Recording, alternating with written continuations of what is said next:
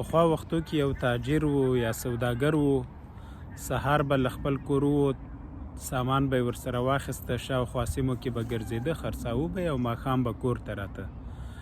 زوی یې درلوده، هغه به ځنګل ته لاړ، لرګي به یې راوړه چې ځانونه پې ګرم کړي او خواړه پاخه کړي. یوه ورځ چې ځنګل ته لاړ، یو 20 شوټ ګیدړ یې ولیده.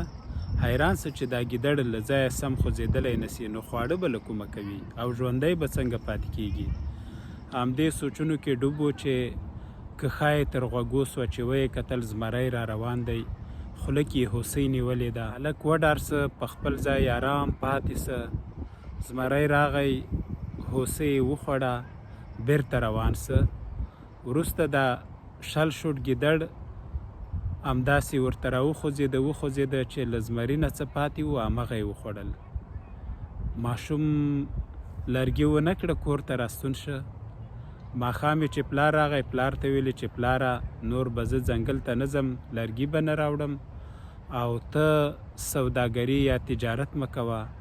هغه ورته ویلې زویه ولې؟ ده ورته په ځنګل کې خپله کیسه تېره کړه چې داسې 20 شوټ ګیدړ و، له ځایه خوځېدلی نه څه، خو خدای هغه ته روزي رسوي، موږ ته به یې هم رسوي.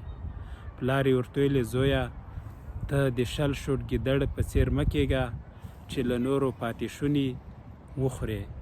ځان نه زمری جوړ که، په خپله یې وګټه او که څه درنه پاتې سو چې نور یې وخوري. ملګرو موږ ته دا کیسه راښیي چې انسان جوړ وي باید په خپله کار وکړي، د نورو په تمه نه سي. او خوشحال بابا هم وایي رنځوران که کاروبار نه که معذور دي، روغ سړی به ولې نه که خپل روزګار.